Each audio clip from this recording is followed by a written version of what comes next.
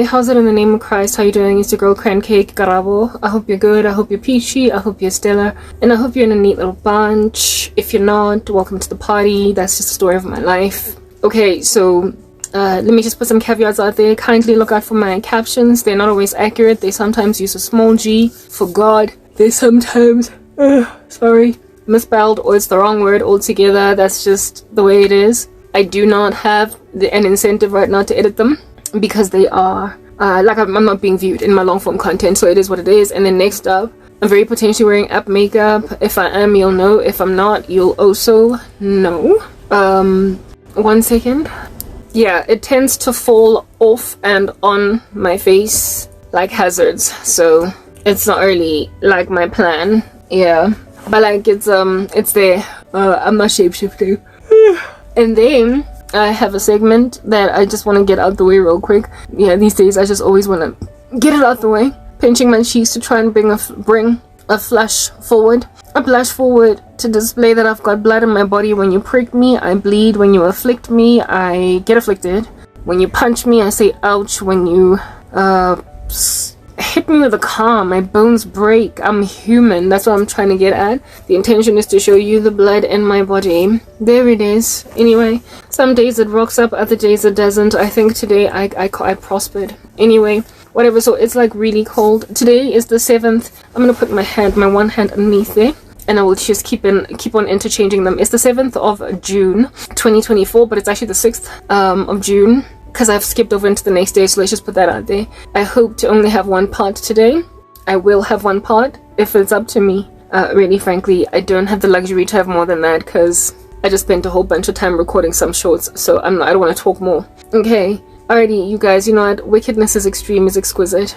I've been lamenting a lot about wicked men, like evil men. But last night, the Lord gave me a flash flood of understanding concerning evil women. Yo, you know, I like to say this.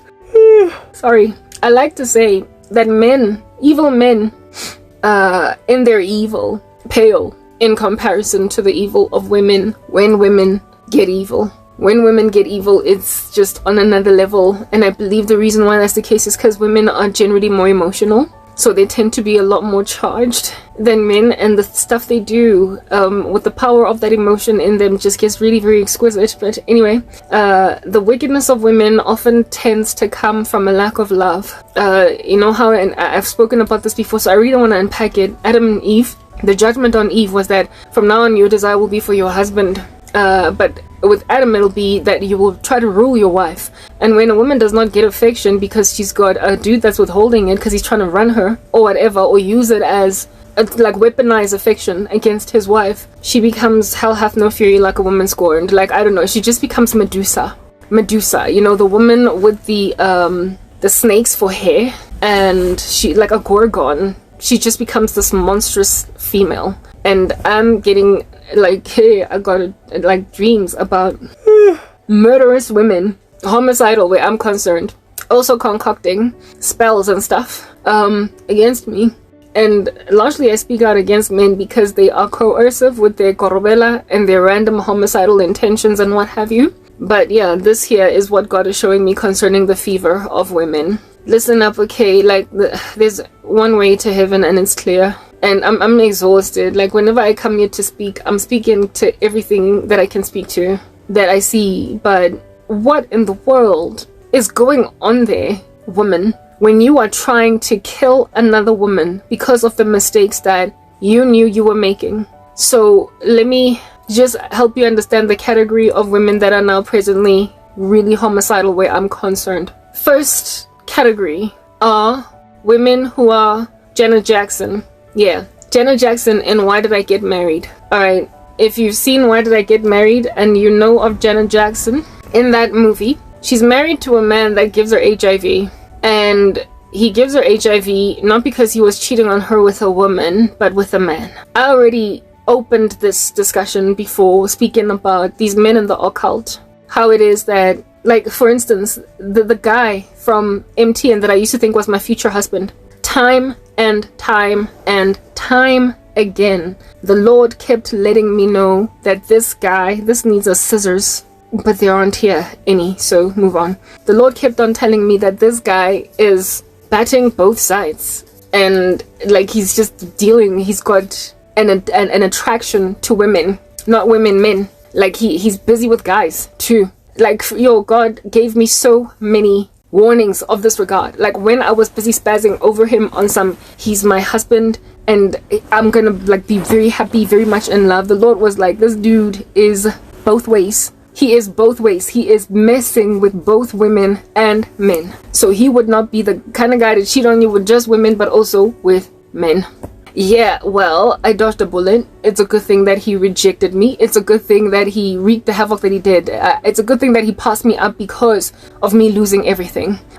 Because frankly, there was flirtation happening. The two of us were interested in each other. And if I did not lose my career, who knows? The guy would have pursued me. Like, yo, yeah, I dodged a bullet. The Lord let me know that that dude bats for the other team. But over and above the batting for the other team too is like a secret, homosexuality, a secret homosexual desire that men who want to be affiliated with heterosexuality, and even though this world is open with the prospect of bisexuality and even homosexuality altogether, they just don't want to allege to coming out. They don't want to allege to their queer side. They don't want it. They recognize that the world is more accommodating of it now, but they don't care. They don't want to be known as queer. They don't want to be known as either gay or bisexual. They just want to be viewed as heterosexual. And the reason behind that, I don't really know. I mean, it's probably just a preference, a cultural upbringing, home where you come from.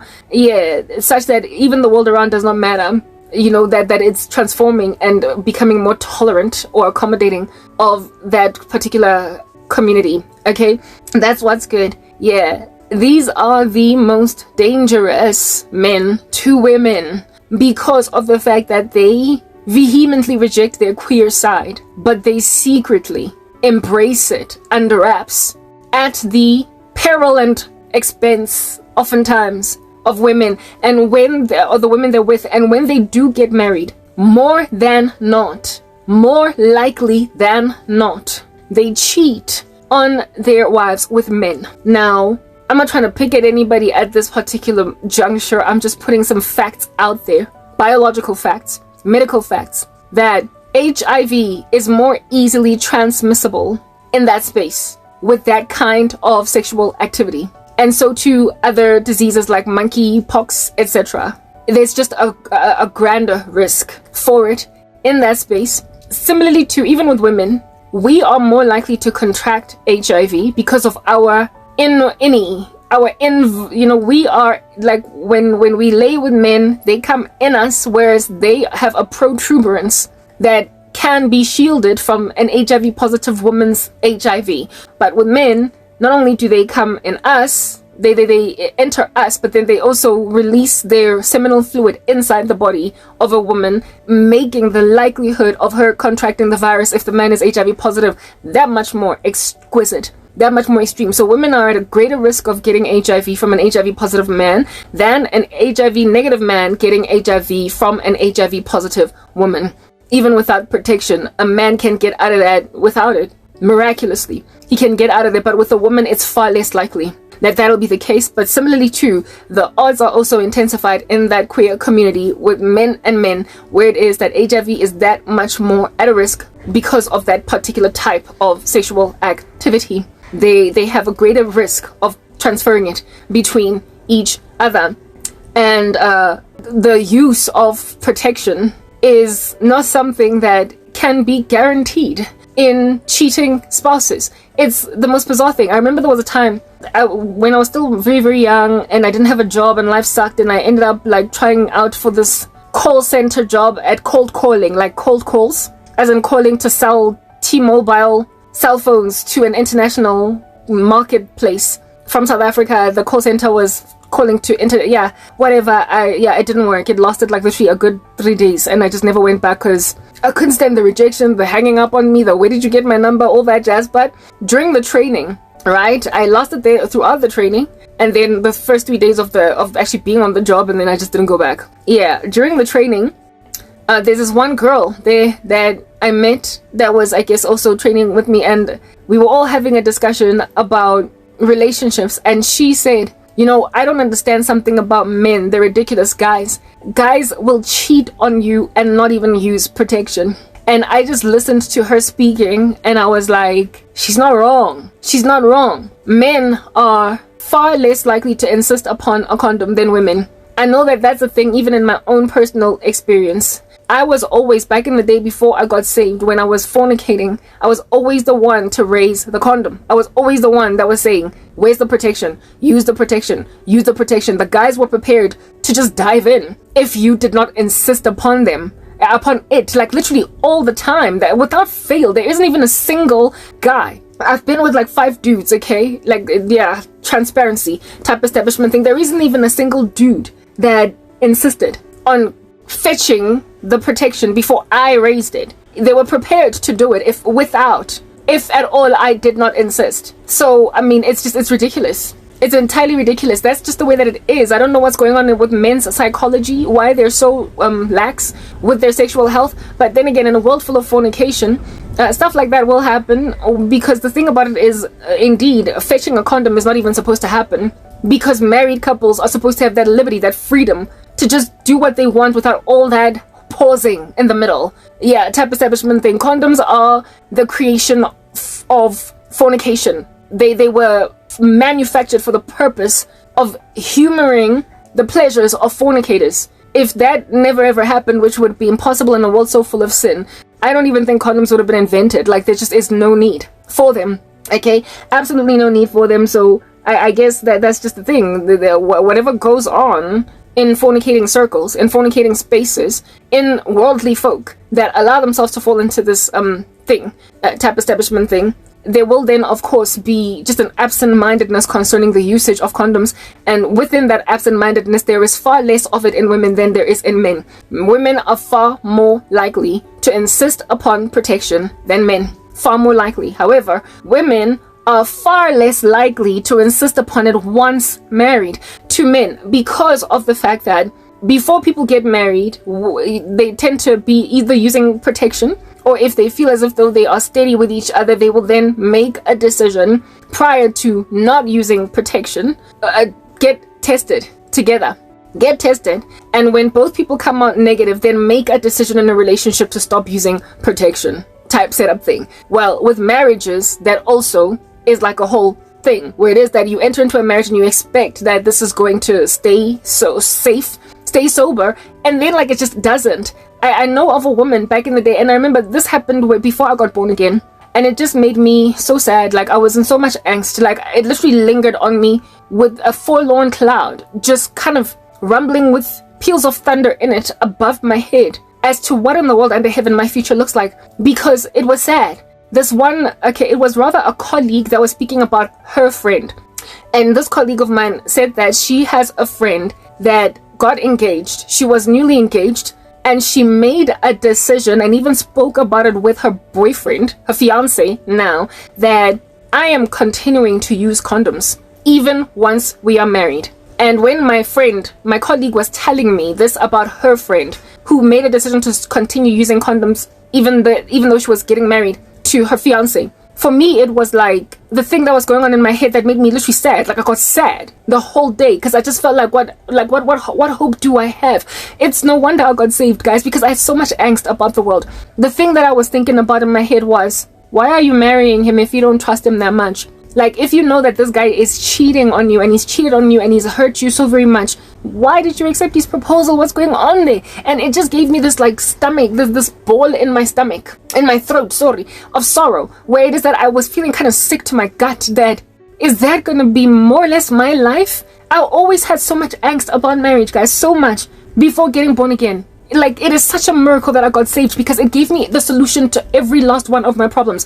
For one, I was working with men, colleagues in the office that were married, right? Some of them were married, and guys, these married guys had no respect for their wives, clearly, because of the way they were so flirtatious with us. Like, they were so, like, guys, out of 100% of married men that I worked with, something like 75 to 80% of them had no regard for their marriages in their relations with colleagues. I made this observation and came to a conclusion that there is something that just withers away in quality about women when they get married, because their men are so disregarding of their wives at home, in the office. I never made a similar observation with women. I never saw that level of disrespect of their husbands and that level of careless talk. Like, women, the colleagues that I had that were married were always talking about their husbands. Like, they always were talking about their husbands. Like, without fail, they were always talking about Jim that, Tabo that,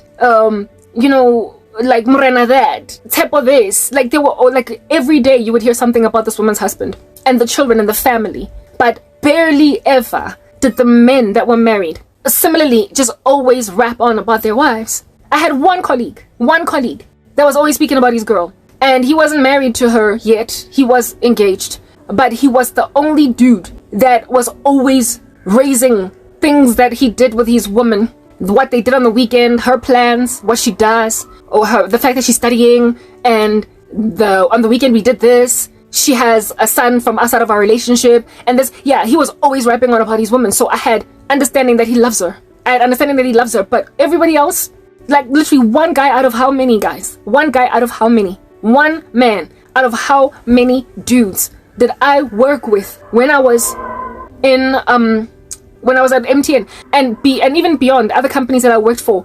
All of these, many of these men. Actually, there's some drag racing road here that just, the screeches just always creep me out so much because I'm always half waiting for hearing a crash or something. Like, anyway, whatever. Yeah, these men, if I could only identify one dude out of this plethora of men with whom I was working that were married, that did not talk about their wives, it gave me such a bad taste in my mouth about marriage. Yeah, I wanted it, of course. I've longed enough desired to get married for a minute. Okay, pretty much since I was a kid. Yeah, it's been my desire. We really pedestal marriage as women, whether or not we're in the 21st century. It's like a whole thing. It happens. And I had, just like a typical girl, pedestaled marriage.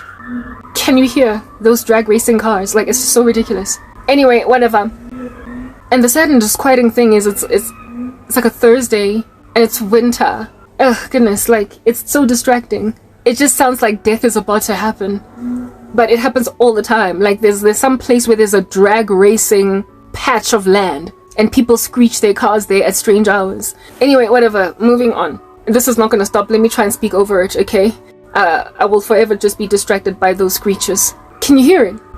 I mean, like, it's so bad. I don't understand why. Isn't it illegal? Like, anyway, whatever. I'm being distracted, but I shall continue. God, please help me find my bearings. Type establishment thing. Yeah, those married colleagues of mine, yes, the males were always mum on their wives, even though it was known that they were married. They did not go out of their way to speak about their wives. Their relationships, for me, left a lot to be desired, but the women were always talking about their husbands. So it left a really bad taste in my mouth about marriage, because it made me feel, as a woman who desired marriage, that now I'm going to be expired one day in the heart of my husband. That my husband is going to more than likely not be the exception, because so many, in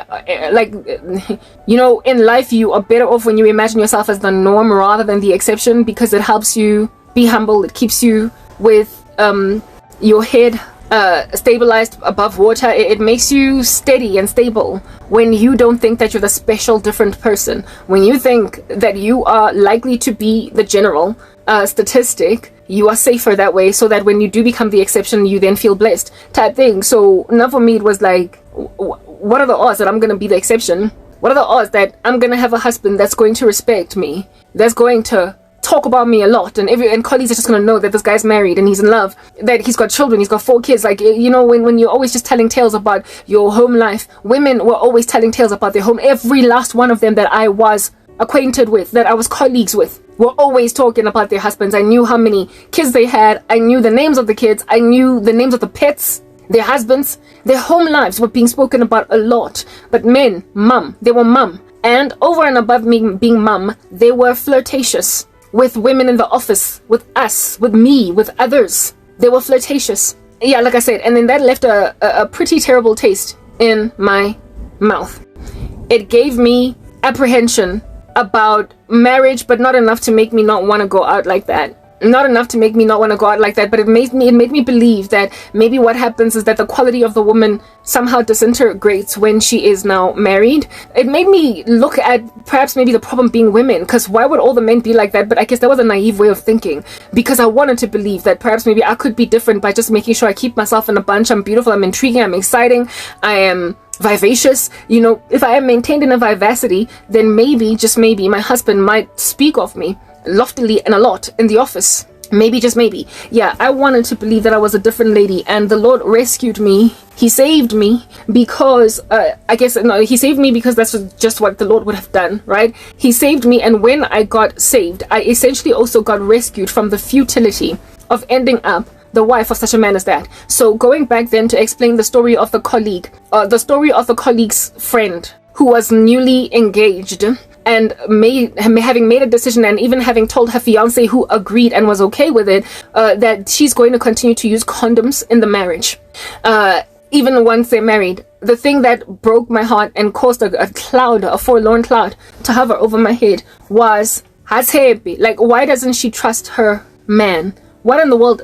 Is that the reason I was sad was because I was thinking, is that the only option I have? And the reason why I was even thinking that way was because of the observation of the men that I was constantly in the company of, as colleagues and the like, who, if at all, any woman that was a seductress enough would flirt with them strongly enough. They would not reject them. They would not resist these women. These men were flirtatious with colleagues in the office. And if at all, any one of the women that they were flirting with were to push hard in seducing him, I don't believe that he would pass up the opportunity to book into a hotel or even go into the vehicle for a fast one. I don't believe that they would have rejected that. And given that men tend, just by mere virtue of gathered data in my own personal experience, and also what I would imagine to be likely the reality too with other women, given that they tend to not insist on a condom when sexual activity is about to be entered into for the better majority, they then become ones who are prepared to have sex with a flirtatious colleague or a stranger that is super sexy, that with whom they are vibing without a condom, unawares as to their sexual history or anything of that nature, and then take a shower and sleep with the wife. Because what is going to make you make a decision to tell your wife, let's start using condoms, because you're not sure if you might have contracted HIV, given that you had unprotected sex with some other woman? You're just going to dive into your wife and cross your fingers and just hope that she's not going to contract, that you're okay, that you're not sick, that you did not just, you are hiding, you're clandestinely hiding that you cheated. And so even though it might not be maliciously, intentionally trying to infect her with a disease, you would much rather not confess that let's use condoms because I had sex with another woman, because then that's just going to open up a hornet's nest. It's going to bring forward a whole nother fight. And so therefore, you to preserve yourself in status as husband that's in good stead with the wife and good relations with the wife, you then don't tell her, and then you end up infecting her with HIV, knowing exactly when you got it from who, because you decided to have sex with some really super seductive colleague from the office. Because she pushed hard enough. You were flirting hard enough. You had an affair. Yeah, anyway, whatever. That whole situation, that chick that said that she will still use condoms in her marriage, all I could think was, why do you not trust him? And at the time of making a baby, y'all are going to have to go and test for HIV. And then after 3 months, test again to basically get out of the window period. Beg him to not cheat on you in that time because you're trying to make for a baby.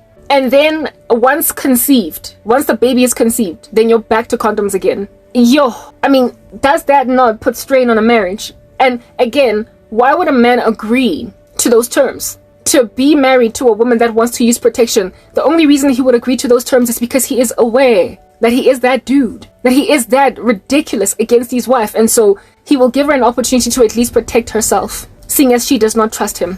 My thing is, why not just not cheat? Why not just repent? But that's the thing that I got saved from. That's the thing that I got rescued from. The fact that when a person is born again, when a man is born again, he is not regulated by his own autonomy or even his own moral compass. He is regulated by the fear of God. He is regulated by a holy God. He has got a God that he reveres. And that makes all the difference. And when I came to Christ, the fear that I had, the trepidation that I had about marriage, because of, like I said, the observations I made of men not caring to speak about their wives, but wives were always speaking about them. And the fact that I also made an observation over time that men tend to not use condoms when upon not being insisted upon to use them. A lot of time, not all the time, but a lot of times. And also, that's their story. That chick that was engaged and out here wanting to use condoms in spite of being married. In spite of being married. I got to escape all that. I got to finally rest easy. The corset around my waist was loosened because I was finally able to rest that I can have peace in a marriage. I can trust God for a man that's going to do right by me instead of trusting a man to keep promises. If I go to God, he will be the advocate that will ascertain a certain kind of man for me.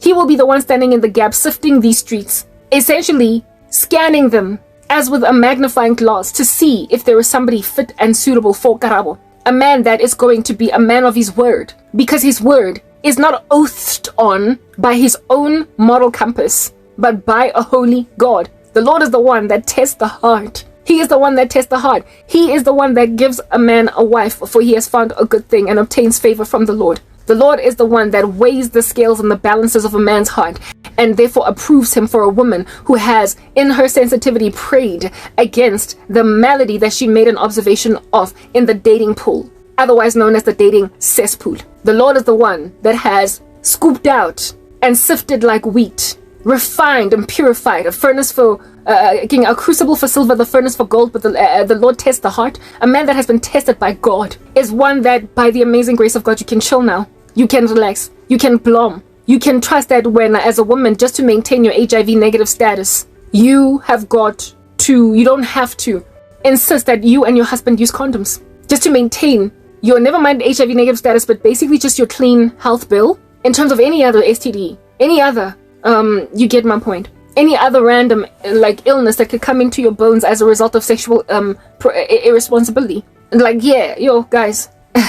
Anywho, anyhow, I was speaking before I entered into that other, segment of the discussion about homosexuality or a proclivity towards queer desires as an apparently straight man, and how it is that those guys are the most dangerous to women. They're the most dangerous, the ones that are not even prepared to say outwardly, I'm bisexual, because the world will embrace them. The ones that are not prepared to say, I have a curiosity about the opposite, about the same sex. The ones that aren't trying to basically use culture in their favor. That I don't have to hide about this anymore. The ones that are hiding it, the ones that are secretly bisexual or even altogether gay, are the most dangerous ones to women. For the reasons that I have highlighted above. One, that men tend to not insist upon condoms a lot of times in sexual activity, right? It tends to be the woman. And two, sexually transmitted diseases, including and especially HIV, is more readily and easily transmissible between gay men, followed closely by man to woman, right? And then, of course, woman to man type setup thing. So there's a greater risk of contracting HIV with gay sex. The greatest one out of all the potential scenarios that could ever ensue. The greatest risk is in this particular scenario. And in terms of protection, seeing as men tend generally, when they are with women, to not insist upon a condom largely, not all the time. They don't insist upon using a condom. Unless the woman is like, do you have protection? When then you're dealing with two men, what in the world is the risk over there? When you are dealing with two men, these are two people who already have got a less likelihood to insist upon protection with women, and the women would then raise it. Now when they're together, it's like, yo, this thing, like, dream on, Koshwan, nothing is going to give, and there is a higher risk of contraction with that kind of sex. You are dealing with just an epidemic of ruminating HIV amidst married men who are experimenting with men because they are queer, however, in the closet, and are not prepared to have anybody know, and they are cheating on their wives with the highest likelihood of them contracting HIV, not other women but other men, and with the increased proclivity within them to disregard use of condoms, more so are they likely to then bring it home to wives. And that is the first category of homicidal women that I dreamt about, that God showed me are actively trying to end my life because of the painful stories I'm telling, because they did not carefully consider all of these statistics, all of these things, the things that made me forlorn,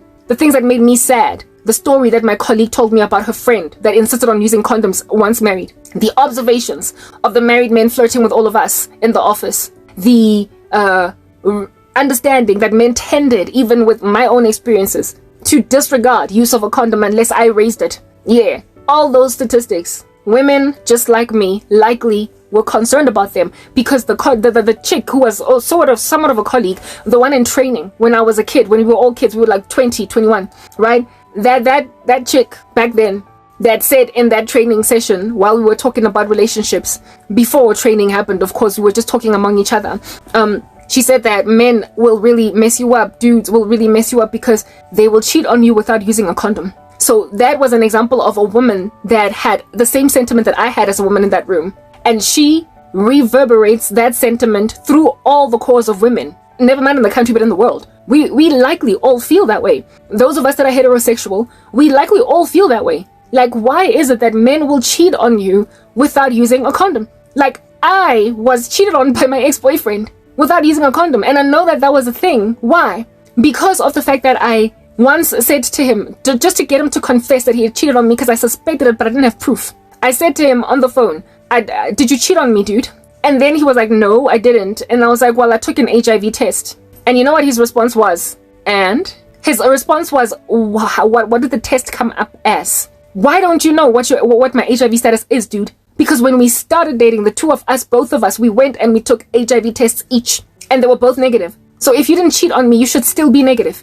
And you should not be suspicious of being positive unless you have dived into some female without protection. I confirmed that my ex cheated on me by simply tricking him into thinking that I took an HIV test. And how I asked him was almost to suggest that I took a test and it came out positive. Like I said to him, did you cheat on me? Because I took an HIV test. And he said, and on some, did it come out like, what is it, negative? Is it positive? Whoa, it broke my heart so much. I confirmed that hard way. I was at work that day. I was still working in the call center and I became catatonic, struggling to even take calls. And there was still so much day left. I still had to take all those calls, but I was so shattered because I just confirmed that my boyfriend cheated on me. That was the most devastating portion at all, followed by the fact that he likely did it without a condom. It's just like an epidemic in the male community, an epidemic. So it happened to me once. It's a sentiment I shared, and by the time it happened, that conversation I had had with that girl was long ago. It was years past. By then, maybe a year and a half, 2 years had progressed since that chick in training said what she said. And now here it is that a couple of years down the line, I'm dating some dude. And the same thing that chick was crying about, I'm experiencing it. You cheated on me. You could have used a condom. You could have at least used a condom. You could have at least used a condom because now you're going to give me HIV. I'm just 22. What in the world? I'm just a kid. Like, dude, you're going to shatter my entire future. It came out negative. My ex-boyfriend, he's cheating on me. However many girls he might have cheated on me with, those that I found out about and those that I didn't, I am grateful that he remained negative because I'm still negative today. But that is not a sustainable trajectory. The negative HIV status at some point turns red. At some point, the clear white sheet of paper turns red. At some point, the rapid test with one line gets 2 lines. Because it's not sustainable for a woman to be with a man that is going to keep cheating on her without using protection. At some point, at some point he's going to meet a woman with HIV and then essentially then bring it home to you. So you will keep on testing for HIV all throughout your relationship as you're dating, and then ultimately even your marriage, and one day the test is going to come back with 2 lines, maybe even 3 because it has a strain from Africa. Somewhere along the way it comes back with 3 lines, and by then it's all you're done for. But even the fact that you have to keep on testing so very many times for HIV, well, like, what's up with that? You should test once at the beginning of a relationship, and that's the end. That's it. You shouldn't be fornicating. Christian couples should test just for the sake of it. I personally would test with my husband, with my fiance, once we make a decision we're going to get married, just so that I can know he's negative and so that he can confirm that I'm also negative, because I have fornicated before. And despite even fornication, so many things can happen that can give you HIV, like a car accident, like bad, like shooting up, like drugs or whatever. There are many things that can give you HIV, contact with a person that is cut and what have you, where it is that you also have a cut, etc. Yeah, there are other ways to contract HIV, but the likelihood of contracting them is significantly lower than when with sexual activity. So a person can still get it, even though they have not been fornicating, type establishment thing. So I would test, like I personally would test, and I would insist upon a test with my future husband as well, to ascertain that we are both negative entering into this whole thing, in spite of fornication having been a problem in either of our lives. But when you are in the world, that test is not like a once-off prior to marriage. It's like a constant thing that you are out here doing throughout a marriage. Like you're still dating, like you're still like having fun as a 20-something-year-old. And you just keep going for tests every year, every 2 years. But you're married. That is the thing that I got rescued from. I got saved from that disquieting life, that the thing that my ex endured me through. Constantly testing for HIV. And guys, this dude, despite that, I still continued to sleep with him without protection. Because we had tested for HIV in the beginning. And this would happen throughout the entire relationship, and it was only at the end of the relationship that I insisted on using condoms. So essentially the conversation that I had with my colleague was happening to me. It was coming to pass, guys. The angst that I had about marriage was so exquisite. The angst that I had about marriage, I know guys, like I was eaten alive by these questions. And it was only discovering God. It was only repenting, giving my life to Christ that worked. Finally, like I said, it was the tantamount of wearing a tight corset that ultimately was loosed, and I was able to breathe now. I was finally able to breathe. I came somewhere where it was relieving to be in his presence, because he could ascertain for me that I am in a trustworthy environment. My ex-boyfriend, what caused me to suddenly use condoms in the relationship, insist that he buys them, right? Even though we had gone through 4 years without using them of a relationship, the whole time, none. Until the last 6 months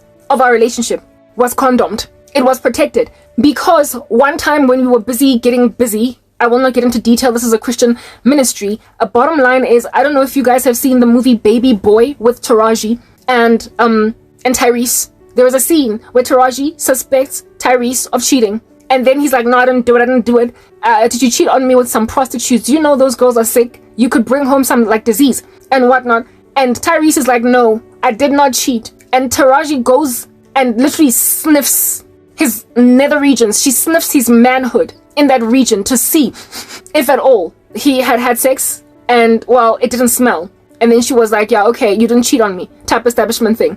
Well, a similar thing happened with me, except I did not go out of my way to sniff him down there. I did not ask, did you cheat on me? Because I didn't think he cheated on me. I was not like Taraji, who suspected a man of all different kinds of nasty stuff. I low-key trusted him.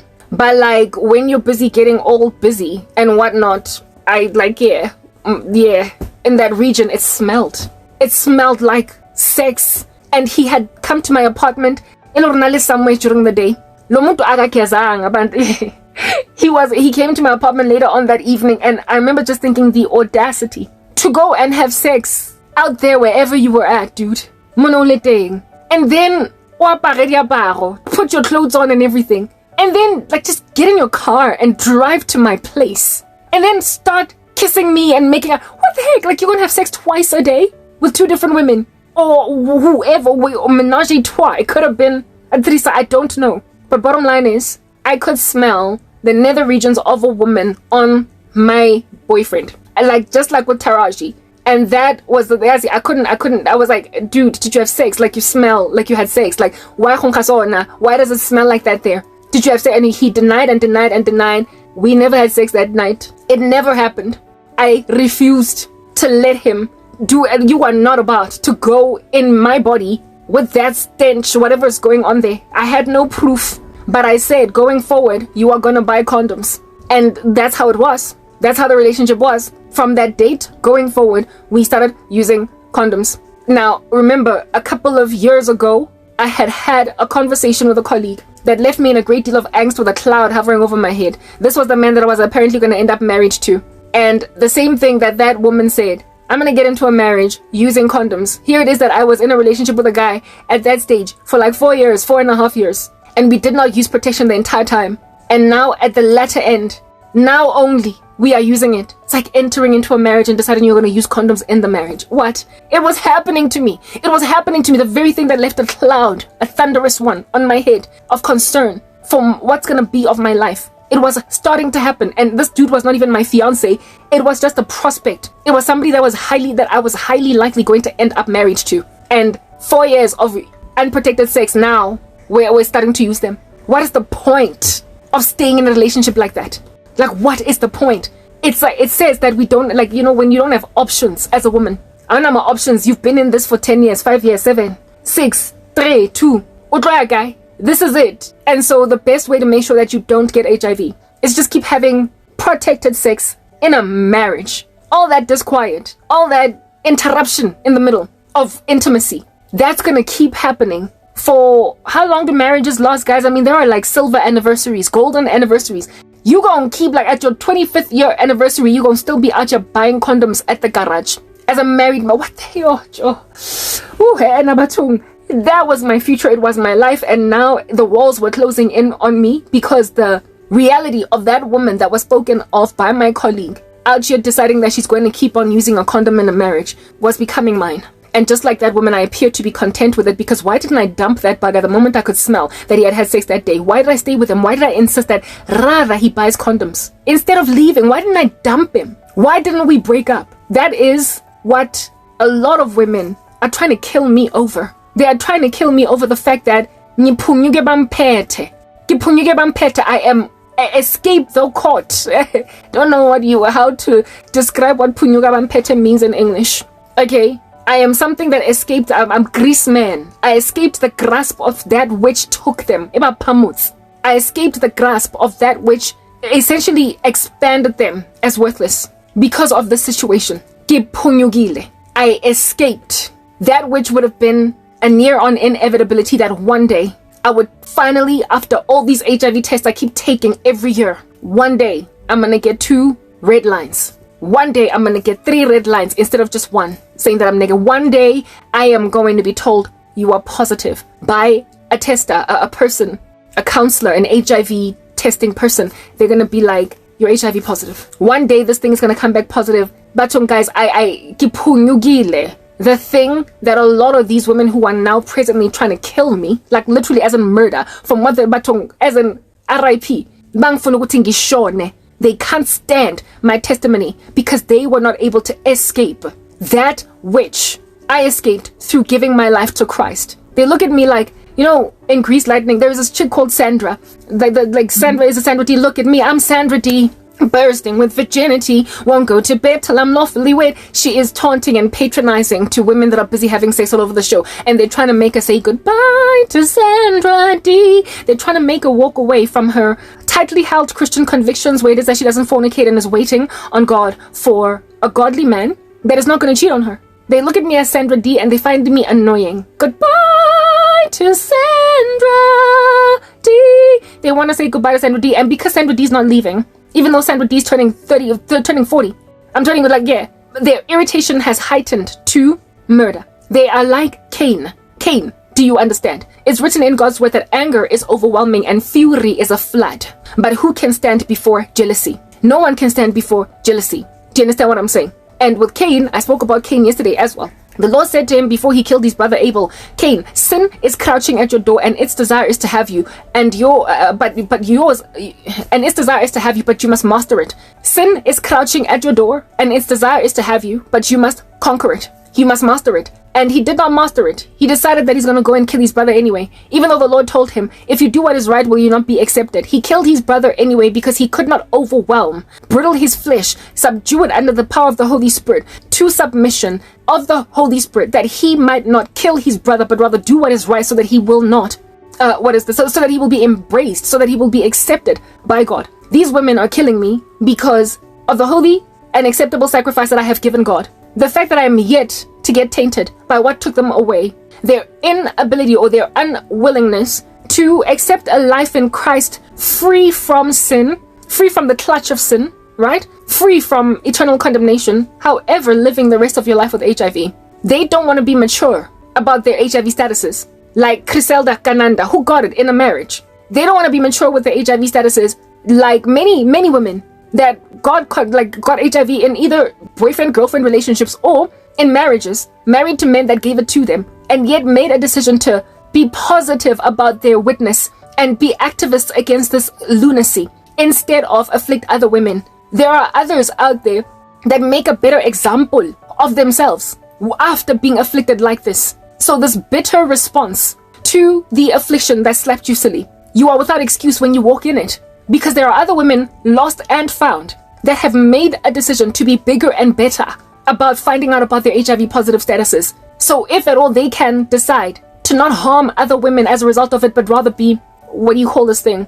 Inspirational, rather choose to be activistic against what was done to them. If they can make a decision to do that and you make a decision to kill instead, like I said, the Bible says in Romans 1 that you are without excuse. The invisible qualities of God are all over creation. If both lost women and women that are in Christ can be so mature about finding out that they're HIV positive, you are without an excuse and you are about to go to hell. I have been speaking about some guys, yes. I've been rapping on. Yesterday I entered at length into a discussion in trying to snatch some men from the flames of hell from my past, including one woman, right? Because I was very concerned for their souls, and I sang some music, etc. And in the second part, I explained what the Lord showed me about them, and it was a very grieved video where it is that I was tirelessly just trying to work for their souls so that they could maybe repent, so I could maybe, just maybe, successfully snatch them from the flames. My burden was that exquisite for them, and I labored on a two-part series, the first part of which was just like ridiculously long, like something like 1 hour 40 minutes with time bolt, with time silences being removed. The second part of which is like maybe like 45 minutes or whatever. Okay, I went at length about that because of my excruciating burden for people who are constantly sitting outside of Christian ministry and yet not repenting. And I spoke about how it is that they are facing such an so much more an exquisite eternal condemnation than people who weren't listening to the gospel before they died. They will have been surveilling a Christian and decided to turn angry and hostile and repetitively full of curses, and that you're going to get killed, like that the Lord is going to knock you out the way, end you, because of the fact that you will have been afflicting somebody that is actually working so tirelessly to get you redeemed, and this will be inspired by nothing but a covetousness, a longing to essentially, misery loves company, to bring them in the band of sorrow that you are in. You want everybody to suffer as you are suffering. And for me, it's like, okay, on earth, maybe you might gain temporary relief to feed your anger and your Medusa disposition with seeing another woman do what you did so that you're all in it together. Go fela. But then go to hell. Like, in other words, what does it profit a man to gain the whole world and yet lose his soul? Anyway, let me just go back to the discussion point, and then I will get to the conclusion as to what in the world under heaven the Lord showed me about these women and what to tell them, and how perhaps maybe to try and snatch them. But yesterday's video, if I could not reach these women then, I don't know if I'll succeed today. The Bible does say anger is overwhelming and fury is a flood, but who can stand before jealousy? I escaped the thing that y'all did not escape. But you are without excuse when you claim that you didn't escape it because God didn't have your back, because God's been calling all of us all this time. Like I will give an example with at the exact same time when I was busy getting all born again and convicted of the things of God, I was able to successfully have some mild, however temporary, fellowship with a couple of my friends that were lukewarm and seeker sensitive and disinterested in God. But as soon as I got feverish for God and I was talking with them, they were receptive. My former best friend was receptive. A couple of my former friends from high school were receptive. We would speak on the phone almost daily. Do you understand what I'm saying? About the things of God. These were people that grew up in churches and knew the gospel allegedly, apparently better, right? They knew it enough to have evangelized me, but they didn't because they were lukewarm. And when I finally converted to Jesus, I was able to try and bring them into my space so that they can be truly of God. Because I realized that all this time they were lukewarm. Because I finally truly gave my life to God. And initially they were very, very receptive. Very receptive. We fellowshipped. At some point I was sitting with my best friend in my car for something like 2 hours. The book of 1 Peter. Just unraveling it. And all the conversations therein concerning even sexual immorality. And I mean, when you are that called of God, and then you decide that you're going to go anyway and give some boyfriend a baby. You decide that you're going to go anyway and do this and do that. You're going to go right back to the vomit. This is what's good. You are without excuse then. When Karabo, 10 years down the line, 13 years down the line, is still waiting on God for a husband, but she's got a clean bill of health. But you have tested positive for HIV. I'm not saying any of my friends have tested positive, but I'm just trying to help you understand the general nuances that were encircling us all at the time, in that at the same time I was being called, they too were being called. At the same time that I was in the perusing and interrogating the things of God, they too were being made to peruse them, and they, what's the word that I'm looking for? They were receptive. They were happy to embrace it. But just like in the parable of the sower, there was a category of people that fall away from the faith as soon as they hear the gospel, and then they go out in the streets, and then the bird eats the seed and they fall away. And then there's the one who falls away because he gets persecuted, and then there's the one who falls away because of the cares of this world. They just can't be godly with them making all this money all at the same time. But then there's one guy that bears fruit 30-fold, 60-fold, and 100-fold over. I bore 30 fruit, 60-fold, 100-fold over fruit. They fell away for myriads of reasons. Cares of this world. Seed ate the seed. Sorry, bird ate the seed. Or persecution made them walk away from Jesus. But they were called at the same time, and they had the same conviction, and they also had clean stats. They were yet to be married. They were yet to have children. They were yet to this and that and the other. You get my point. So if at all a woman like that finds themselves HIV positive, having married the boyfriend that she was apprehensive about, like with my ex-boyfriend, well, not ex-boyfriend, sorry, but my ex-best friend, the one with whom I was busy reading the book of First Peter in the car. Yeah, at the same time, both of us were so these outies. I had left my ex successfully because now I was truly in Christ, but she was on the same tip as me, on some Karabo, I want to do it. I want to leave this dude. I don't want to be with him. I don't want him anymore. But he keeps on holding on to me, saying that I love you or not. I was like, he did not want to let me go, but I let him go. I walked out because Christ gave me strength to do so. The Lord gave me, and she was like, yeah, I'm going to leave, and I'm also going to stop fornicating and all that jazz. And then next thing she comes and tells me she's pregnant. How in the world did you fall pregnant, girl, when all this time you never fell pregnant by him? You know, why did you stop swallowing pilisi? Why did you stop taking the contraceptive pill? You allowed yourself to fall pregnant, because in the 21st century, women allow themselves to fall pregnant when they fall pregnant. They allow it. They are not using any kind of birth prevention, if you know what I'm speaking about. If a woman can avert pregnancy for years of dating a guy, and then all of a sudden she's pregnant, it says that she deliberately made a decision to stop taking the pill. How are you gonna make that decision after we sat reading the book of First Peter in the car? This dude that you wanted to leave, you were given everything that I was given, but I ran with it. Many are called, but few are chosen. I ran with it, so you cannot then be bitter 10, 13 years down the line when you test positive. I'm not saying my friend has tested positive. She's not who I'm speaking about right now, but I'm saying it's women like these, okay, that end up married to no-brainer guys. And then next thing, there are negative test results that have been testing negative for 4 years, and then next thing in year 5.5, it's bringing 2 lines on the rapid test. It's like, girl, but you, before those 2 lines were there, you and I sat in the car. Please, I'm not saying my friend has it, right? I'm just using an example that a woman like that, you were given conviction. There was something at the time happening, you know? Like, goodness, there was also another one she was one of my also close friends, and we ended up attending Grace together, Grace Bible Church. And I remember one time, me and these conversations in the car, one time when she was dropping me off at home because we had carpooled,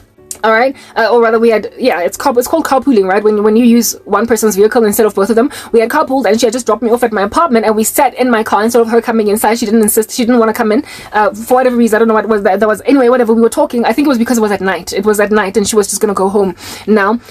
Anyway, whatever, and we were busy talking about sex before marriage. And at the time, none of us had any true solid conviction that it was utterly wrong, but I was deeply interrogating those matters, and we were speaking about it, and I was like, and when do you think we should have sex, and she was like, no, God will, God understands that, and so far as we make sure that we don't mess up too much, that we don't give it up too quickly for guys, then that's what's good. But then I was like, but doesn't the Bible say that we should just wait until marriage?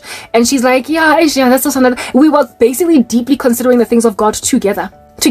And as time progressed, we would even end up attending church together. At the same time, we were given conviction. So, I mean, when a woman like that meets a man, at the time she was single just like me. When a woman like that meets a man, and carnal, he is entirely worldly, and then she makes a decision to accommodate him anyway, and then 10 years down the line, she, in a marriage with him, tests positive. But girl, remember the time when we sat in the car, and we discussed, when should we have sex? The Bible says we must wait until marriage. Is a bit rough, but it makes sense though. that was supposed to grow. That was a seed that was being planted. And upon that seed being watered and growing, it was supposed to produce repentance of which would have then led us prostrate before the throne of grace in prayer, seeking the Lord for husbands. The husbands of which the Lord then would have been the one to ratify. He would have been the one to vet them and check them. He would have been the one to bring them into your doorstep because they were rightly approved. That's why I'm still single 13 years later, because there has not been one approved. I would have contracted a virus. The dude from America was kicked out the curb by God, and he turned out to be HIV positive. He tested positive only once we started talking, because I said, indeed, that you need to test for HIV, etc. Because he was having sex, he was fornicating. He had just fornicated a couple of weeks ago, months ago, with some woman, and he tested because of meeting me. So he was negative before then, and he tested positive because he was still fornicating, albeit calling himself a Christian. God kicked him to the curb because he is the one that vets and verifies and fact checks on my behalf. The Lord is the one that got rid of that dude, even though I was naively trying to accommodate him. The Lord is the difference. Do you understand? He's the difference. Jesus is the difference between the woman that has a great deal of angst and sees that, it's a jungle out there, so I'm going to use a condom when I'm married, versus the woman who freely is able to love her man because she trusts that it is not his own moral compass I'm leaning on and his goodhood as a person.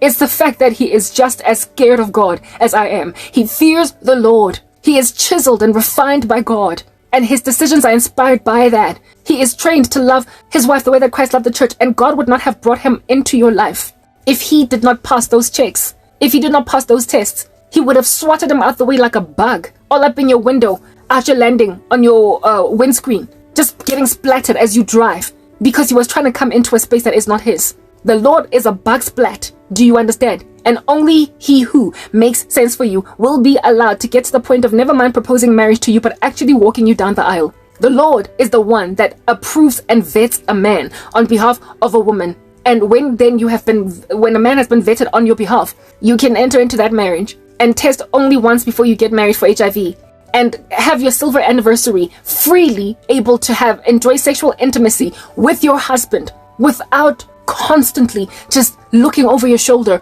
concerning HIV or lack thereof. Guys, so yeah, I mean, the thing that I'm speaking about right now is the fact that a lot of times these women, and they would, if they are honest with themselves, remember that this is true. They had a time, just like my friends had a time, just like I had a time, where God was calling them, and they did not respond. However, they have made observations of others that did respond, and their outcomes are really positive. You ignored him. He did not just leave you out on a limb. He did not favor Karabo above you and give Karabo the wisdom that you lack only. He awarded it to all of you. It's like he prepared a buffet at the restaurant and said, come eat at your leisure. And you ignored his food and chose to run with the world while only one person went and grabbed a scone. One person grabbed some grapes. One person grabbed some chicken. One person grabbed a leg of lamb. One person grabbed a croissant. You get my point. Only one person feasted at this buffet while everybody else left. And now that this person has been nourished by all the food at the buffet, all the years down the line, you are literally making like Cain, trying to kill her. You are trying to kill the person that ate of the bread of life, that drank of the wellspring of life. You are trying to end somebody that you were awarded the exact same opportunities as. God was not a respecter of persons. He did not favor Karabo. He gave all of you the same opportunity, but Karabo was the only one that feasted at the table. Or Karabo and Lerato. Karabo and Solofelo only. But the rest of y'all, need 20, made a decision to just fork. You took some other strange direction. You ran with your flesh. You gave bad men babies. You married bad men. You got into contracts with men that have contracted. You got into a marriage contract with the men that have contracted with the devil. Men, guys. And you could tell that they were involved in secret stuff and weird, trashy, dark things. But they were making so much money that you did not care. It was all about the power couple. It was about clout chasing. It was about the two of y'all being this amazing professional couple, the power couple. You're this general manager at MTN, and he is on a business or whatever. He's got on a CEO track, and the two of y'all are just gonna be such an amazing couple of really incredibly successful statistics rolling in these streets. You ran with just that, even though you could tell that even his CEO track that he is on is because he signed some nefarious deal. But hey, the two of y'all, when you arrive at family events in your big SUVs, You are well respected. You are respected. And so you ran with that. But then your home is cold even though it's big. It's echoing. Your relationship, there's something void in it. Plus you don't have trust. And then next thing, somewhere along the way, you test for HIV and you come out positive. But you were told, just like Karabo, but you were chasing clout. You were chasing success and prosperity. And now women, you have become homicidal from what the Lord showed me. You want me dead. In the same way that these men want me dead, I'm not going to be taken out by some random people involved in black magic. Do you understand? I don't just die because somebody cast a spell. But women, I will put this out there. Your wickedness and your intentionality in this murderousness is more poignant than that of men because of your emotions and your bitterness. Hell hath no fury like a woman scorned. You're taking it out on Sandra D. And it is ugly. It's ugly in a way that Eabanna is ugly but not quite as ugly. It's like these men start this machine of nastiness in you and you just become 3 times, 4, 5, 10 times the son of hell, the daughter of hell, that those men are. The very husband that threw you under the bus. You are more evil than him now. You are more evil than him now. What in the world is going to become of you for crying out loud? You can't covet nor envy me for things that you were awarded by God, just like Cain. If you do what is right, will you not be accepted? You were not accepted for your blemished sacrifice because you did what is wrong. And you were warned in advance that sin is crouching at your door and it desires to have you. And you must master it, but you must master it. But you didn't. You didn't. So now you have to bear the ramifications of your actions. Your husbands, some of them, from what the Lord showed me, are gay or bisexual, but unprepared to acknowledge their queerness and have been sleeping with men. And so they transferred that virus to you upon contracting it in that space. And not only that, some of them precisely because batwele, y'all. Precisely because, oh goodness, English, twala. That means it's these people who carry demonic entities in order to give them wealth and prosperity. In Africa, it gets especially poignant and deep. Some of them carry actual like demons, like tikoloshis. Some of them it's ancestors, some of them it's snakes, like weird little stuff that happens in Africa, okay? Yeah, and these things keep giving these men money. They contract with what will be the tantamount of like secret societies. And upon joining them, then suddenly start making wealth. And these women can tell the darkening of their boyfriends when they suddenly start to make money, if at all they had been with them in advance, or just the darkness of a man that you meet, that you feel as if though is your +1, that you feel like this here is gonna look good next to me when I take it home, that this, I'm gonna look good walking down the aisle to that. You can tell on your first date, maybe even on your, as you continue to interact with each other, that there's something dark about this man. Sometimes you are just looking at, never mind the paycheck, but the clout and the status of this man. And you are running with that only, waiting with bated breath, crossing your fingers, hoping he proposes marriage to you. And it does not matter, all the flukes, the red flags, the signs that were there, you ignore them because, like I said, you are clout chasing. You ignore such glaring red flags in a man who has got such a foul character that you can't expect you're going to be a loved wife, and especially not one to whom he is faithful. So that's how you turn up HIV positive later, even though you could tell that this is not going to end well. Of course, in the beginning of your relationship, you tested for HIV. Since you were fornicating, you likely did that prior. Since you were in the world, you likely fornicated prior to getting married, but you probably did test in the run-up to getting married, and you both were negative, but you could tell that this man is not having sex with you only. You know, because why in the world under heaven would you want to continue to use condoms in a marriage? Like in the case of that other woman that I made, I told you guys the story of. 1 second. The dude from MTN, for example, that I used to think was my future husband, I had such a big crush on him, I had such strong feelings for him that I ignored red flags. They were there, even before we even officially spoke. He carried an aloofness about him, like some days he would greet and he would be good people's, but other days, a lot of reverse psychology. He had an arrogance about him, and yet, if at all, this guy pursues me, I was prepared to just run with everything that he was going to throw in my direction. God is the one that rescued me from that man by making him so shallow when I lost everything that he didn't want anything to do with me. He didn't want anything to do with me when I lost everything, when I got fired from my job without cause, all of a sudden, all that jazz. He didn't stay by my, he did not insist on pursuing me further. I was just some chick he was flirting with that maybe he might have asked out, if at all she was still around in the building, but she's gone now, when I thought it was that much deeper. That's what's good. He made him shallow. His shallowness worked out in my favor because from what the Lord would show me, in dreams and visions as time progressed, because he ended up using a whole bunch of sorcery on me. Plus that dude was involved in a secret society of some sort. He was involved in some kind of a dark nefarious organization. He showed me that this dude is batting for the other team, or he is bisexual. Like, he has got some kind of queer proclivity in him, a queer proclivity inside him, where it is that he has, you know, desires for the opposite sex, for the same sex, sorry. But it was not even visible. You couldn't see it. Like, you know, some men look like they could be gay because they've got mannerisms and whatnot. This dude was not like that. He was like Will from Will and Grace.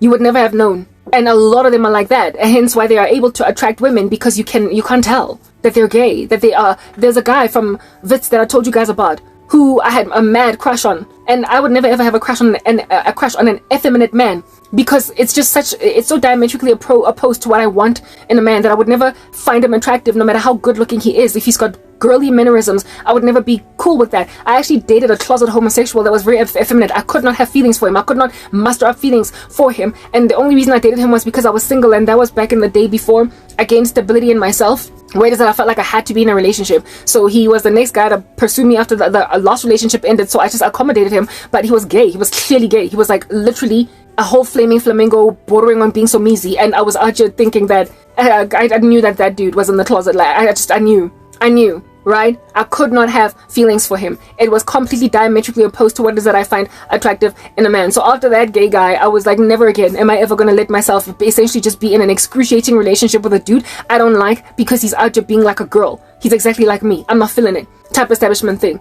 So there's no way that I would ever have had a crush on a guy that was that effeminate. The one from Wits, I only discovered that he was likely batting for the other team because I stalked him since I liked him so much on Facebook. And when I found his Facebook, I saw so much his affiliations, essentially. His lifestyle was extremely gay, and most of his friends were gay. Most of his Facebook friends were gay, like with photos that are like, you know, a man wearing a mesh suit out here, like smiling with lipstick on and a peace sign. Those were most of his friends on Facebook. And then the photos that he had one of those open profiles. His pics, he was always traveling abroad and doing all different kinds of wonderful things in this world with a whole bunch of outwardly gay men, like men that looked gay. He did not look gay. He did not have the appearance outwardly. Like I said, he was like Will from Will and Grace, but he was hanging out with Jack. You know how in Will and Grace there is Will and Jack? Jack was the flamboyant outward gay guy, like so easy, very, very much like obviously he's gay type thing, whereas Will, you could not tell.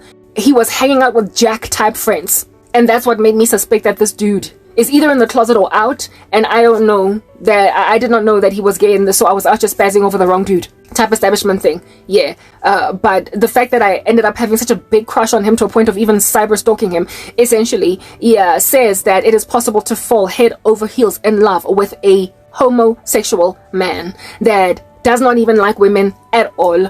That's what's good. However, with you imagining that he somehow is feeling you because he's just so manly.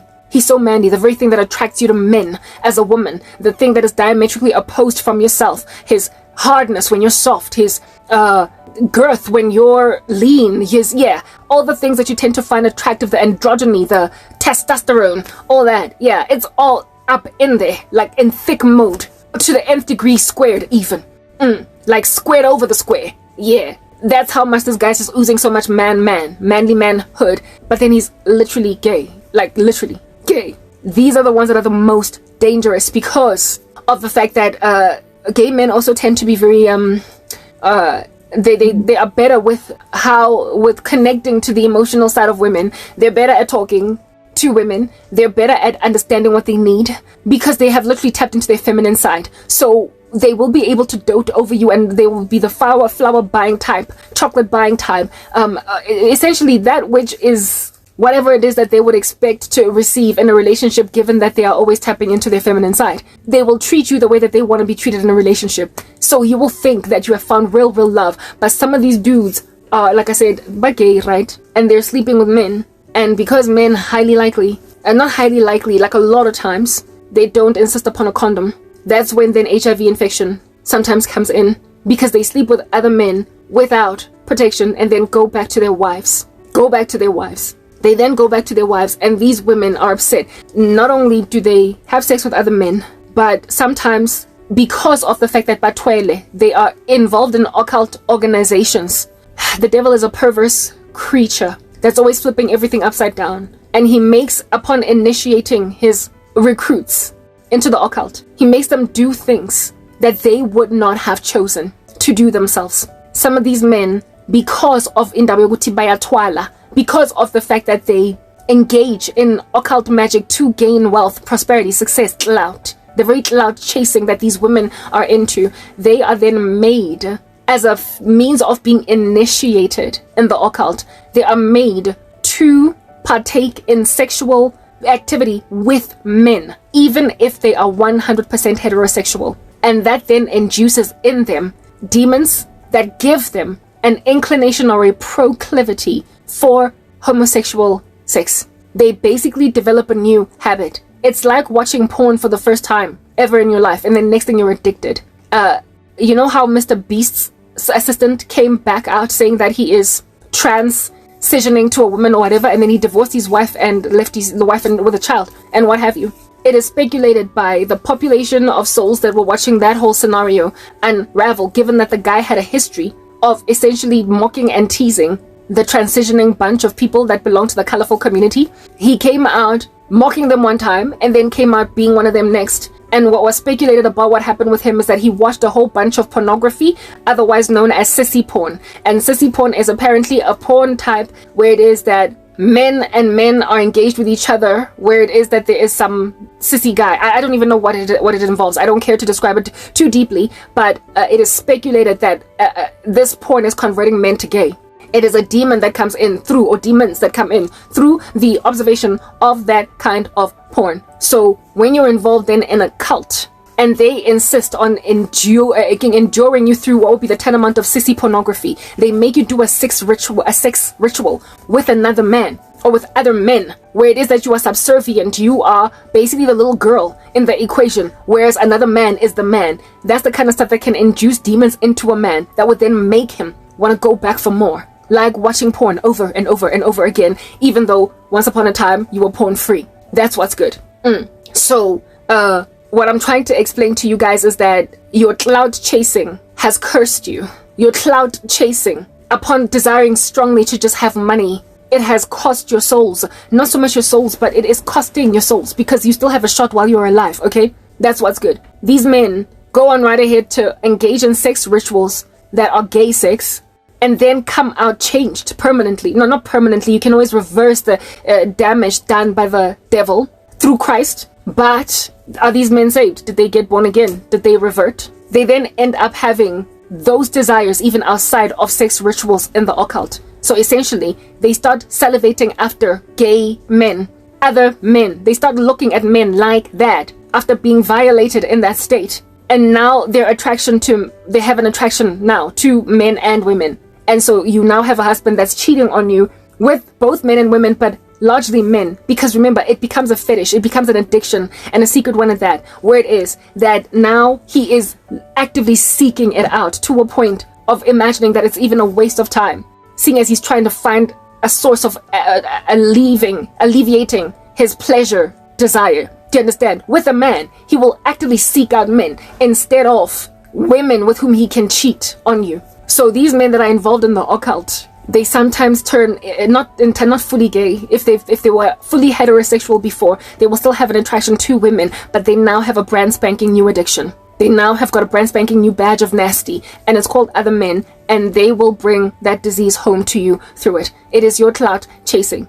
That's why, Gary, in my ministry, I am largely gunning for Gen Zs, because millennials appear to be so far gone that I can't speak to them. Here it is that God is giving me dreams of women that are trying to murder me, and they are more evil than their boyfriends. They are more evil than their husbands. They are more evil than the men that gave them HIV, that are involved in occult magic. A man that twalad, a man that's carrying darkness in order to gain wealth. You would imagine that that's the nth or the paramount of evil. But from what the Lord showed me, these women are more nefarious than these men. Out of bitterness, you are scorned severely, and in that bitterness, you hate me so much that you are actively trying to kill me. Got anything you can find in the kitchen. Like sunscreen, like anything you can find in your purse, lipstick. Shove it down my nostrils that it might clog my airways, that I might breathe my lust. I am hated. Not by all women, of course, but by some females that can't stand my ministry. They started out initially listening to me, but now they hate me enough to want to choke me with lipstick. Women that are now investing in some hard knock death rituals to kill me because the thing that I am talking about is a sore point for them. They are trying to push me to evil men. I keep getting these horrible, disgusting nightmares of me. Disgusting kisses of some filthy men because they want me to experiment with these dudes so that we can all be in it together, marrying somebody that's going to test negative on the date of the wedding, but then 3 years into the marriage, I'm HIV positive, and I only find out because I'm carrying my second pregnancy, and upon doing a routine medical checkup with the doctor, since I'm pregnant, I then discover that I'm HIV positive. How did this happen when I married a Christian man? Like, they think that they can actually manipulate things to make me them. When I ate at the buffet that was set apart for us 10, 12, 13 years ago. And so therefore I'm still fed by it, and I'm trying to snatch you out from the flames that put you in a position to marry a man that would ultimately give you HIV. Sorry. These women are like Janet Jackson in Why Did I Get Married? Their husbands have been having sex with men, and they brought it home to them, and now they're mad at me. When in the run-up to even marrying that dude, when he was just your boyfriend, you were given conviction by God that get out of that, just like me. I fled my ex-boyfriend, and today I am safe. I fled so many scenarios. I fled the dude from MTN that I did date briefly. There is one that I did date. Dumped him as soon as we got, because he was involved in hard knock Korobela, even though at the time he was negative and maybe still might be negative today. That's the kind of guy that would have eventually given me HIV because he would not have stopped fornicating. He would not have stopped fornicating. A man that's in a marriage with a perfectly viable, good Christian wife, and he's out just sleeping with some colleague because he got seduced strongly enough. A man that has not been bridled sufficiently by the Holy Spirit and is not putting to death the deeds of the body. And so therefore, all it takes is one Jezebel. All it takes is one Delilah to tempt your Samson. And the sad thing about it is when you are a godly woman married to a man that's not truly consecrated to the Lord, even if this man doesn't want to cheat on you, the devil is going to induce him into cheating because he is targeting Christians. So Satan would have made my husband wander on me. Even if the dude wanted to stay faithful, he would have found himself all of a sudden being seduced by some woman with strange Jezebel spirits in the office, and then ended up having sex with her in the car, and then coming home to me in the evenings and laying with me. And maybe this time around he might have been more careful than my ex and taken a shower first so I don't smell it on his nether regions. That's what's good. I would have inevitably ended up in that kind of situation if I did not truly consecrate myself to God. And that's the thing that I'm out here trying to get people to do. Truly consecrate themselves to God. Truly, as in really get born again. Because right now, you are not saved. That's why you are afflicting God's daughters so terribly, and even God's sons. You are pursuing us with a hot iron down the road, chasing us literally naked, remata, because we don't want to be burned by whatever burned you. And in our flight, you imagine that God is not going to intervene on our behalf.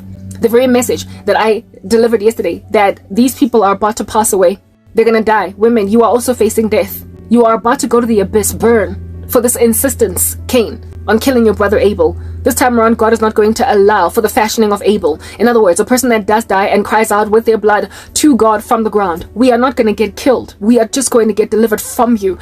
Death is coming. I've been saying it. What does it profit you women to gain the whole world and yet lose your souls? The first category of men that tend to put you in this position are the ones that are like, Janet Jackson's husband in Why Did I Get Married? But then the second category of women that are doing this to me, yes, indeed. The second category of women that are doing this to me. The first category are Janet Jackson in Why Did I Get Married? And in the second category, which I shall enter into briefly since I've been speaking here for way too long in this one part, I insist on keeping it in one part, are Judith in Temptation.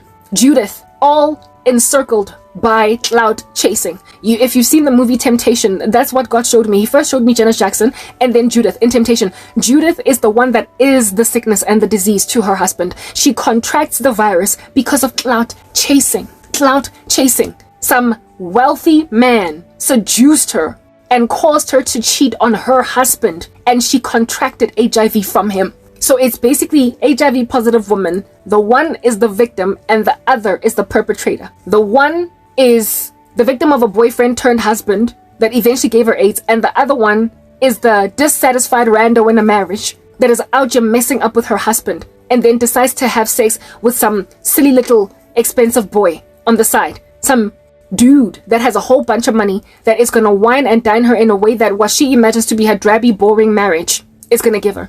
So she's the one that puts her husband in a position to contract HIV from her. she's the one that risks the man's life. I saw these two categories of women. All of them, the main thing is clout chasing. It is the love of money. It's written in God's word that for the love of money is the root of all kinds of evil. Many who have wandered after it have pierced themselves with many pains. I've actually gotten an understanding, I didn't want to talk about the story, and I still won't. I won't give enough details for you to understand who we're talking about, but it was in the media, all over the show.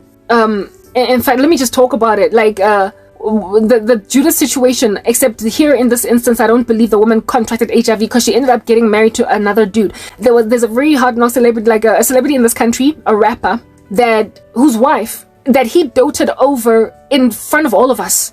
He was very, you know how I lamented that these men don't talk about their wives, they don't, whatever. This guy was a rapper, and he would put this woman in his music videos. He spoke about her every opportunity he could. He took photos with her. He loved his wife. And the two of them met when they were still very young. That's what's good. And then this chick makes a decision to go and have an affair with some random business tycoon. The whole country couldn't understand it. The whole country just could not understand what in the world is going on over there. This chick, we knew her growing up. She was my cousin's friend. And my friend by implication as well, but more than anything, she was rather my cousin's friend. Okay, and what this chick did was confusing because we didn't know her like that. And when she cheated on her celebrity husband, the guy tried to stay in the marriage, but it couldn't, and so the two of them ended up divorced. That's the kind of woman that goes and gets a man HIV. She goes and decides that she wants, when her man can only take her to Zimbabwe or to Namibia, this guy can take her all over Europe. And so she opts for the grander whining and dining experience at the hands of a much wealthier man. Her husband was a celebrity, but he was not quite at the millionaire status of this dude. She was greedy, and she was a beautiful woman. She married very, very young. So when this happened, she was still in her 20s. And she had 2 kids.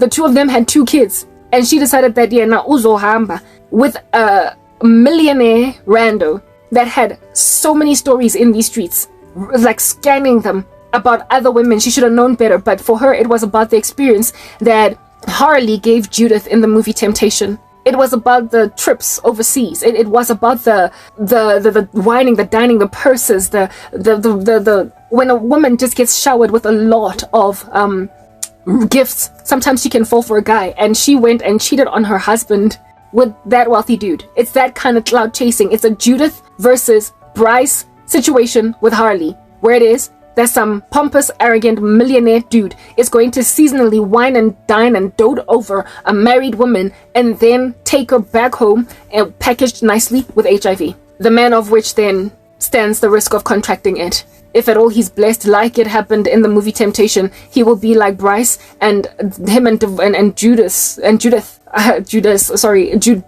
then divorce before he gives her the disease. Before she gives him, the disease. Yeah, that's what's good. Those 2 categories of women, from what the Lord has shown me, are homicidal. And my thing with that is, like I said, what does it profit a man to gain the whole world and yet lose his soul? You are about to die, women. Just like the men that I spoke about here, not just the men, but the very poignant warning dream that I gave yesterday is about to apply across the board from men to women alike. The Lord understands your pain. He gets where you're coming from. Nobody wants to test positive for HIV, especially when you are the victim and not so much the perpetrator. When you were the wife at home that contracted a virus from an irresponsible man.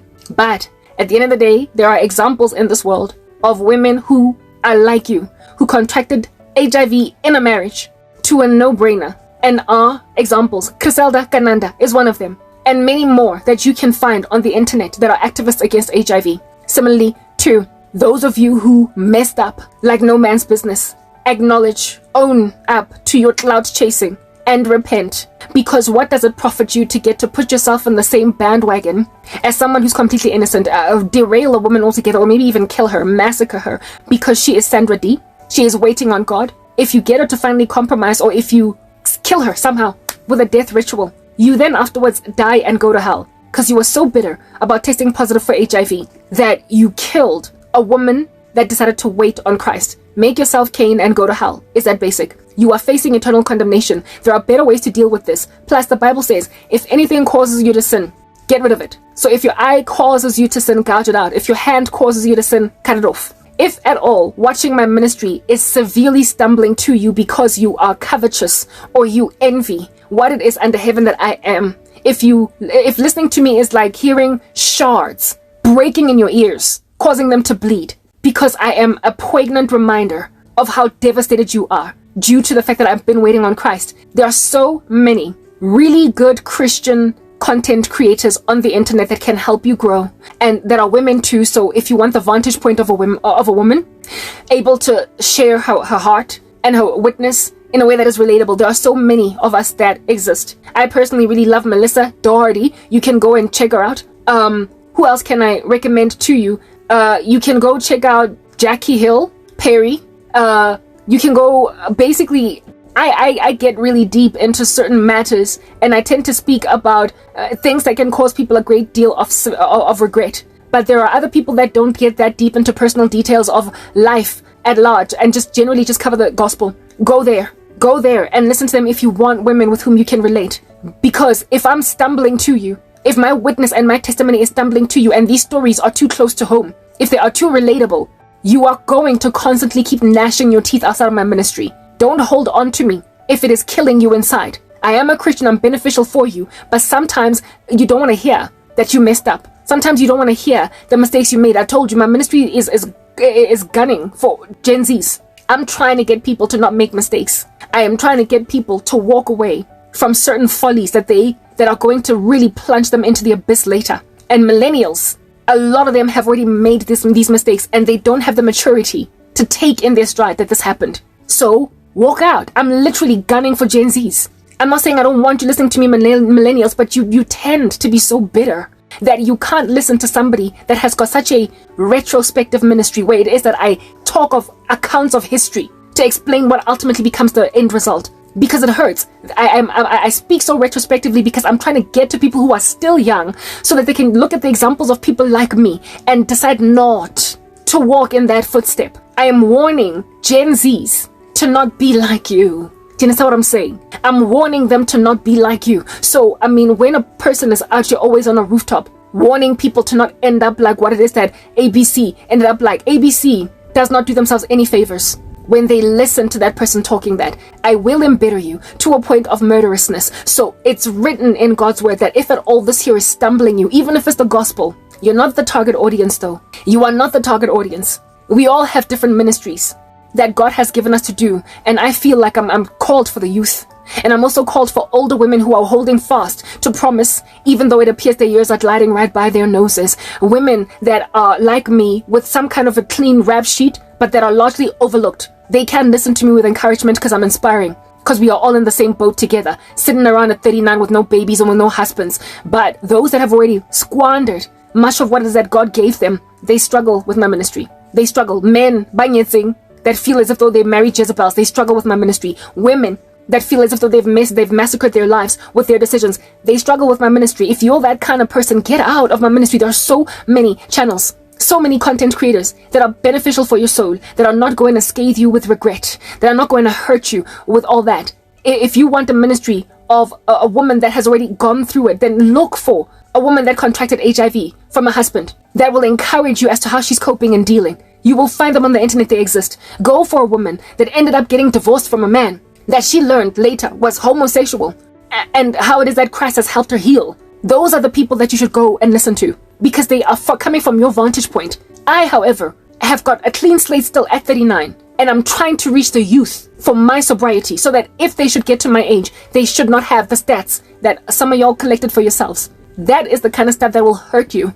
When I speak, it's almost as if though I'm targeting you for pain, when I'm not. I'm just gunning for the youth. It's the angle that God gave me. It's the angle that God gave me. We all have different jobs. So if I'm stumbling you as a woman, if my prophecies are hitting a nail in a way that you don't quite dig, leave, guys. Like, find somebody else. I'm not kicking you out, but I am advising you that if I'm grieving you so much that you can't brittle your sin, that you can't pin down your sin, that you cannot conquer your sin. Sin is crouching at your door and it desires to have you, but you must master it. The Lord always gives a way out when temptation is slapping you, and one of the ways out may very potentially be walking away from my ministry, unsubscribing, just leave. I'm not pedantic about that. I will not be mad at you. Unsubscribe, leave, and don't listen to me ever again, because it'll save your soul. It'll heal you. You are listening to me only because you want Jesus. There is an interest in you for God. but you are struggling to maintain a piety because you feel like the things I'm saying are targeting you. I'm not gunning for your broken heart. I'm trying to get children to not do what you did. Do you see where I'm getting at? I'm actually really, truly, innocently trying to help some kids. You just so happen to be a monument, an example for them to not follow after. That is not the kind of ministry you want to be listening to when you are the monument. I am trying very hard for the Gen Zs and for women my age that have my statistics. Everybody else, you're gonna have a hard time with me. I'm just being honest. Save your souls by walking away from my ministry because your homicidal inclinations are a brand spanking new creation in your members of sin, where you are inventing new ways of sinning, and it's going to send you straight to the pit of hell. From what the Lord showed me, death is what is coming. Pack up your suitcases and get out of my ministry to save your souls. That's all I can say. I hope you've been edified. I'm signing out in the name of Jesus Christ, Cran K. Peace.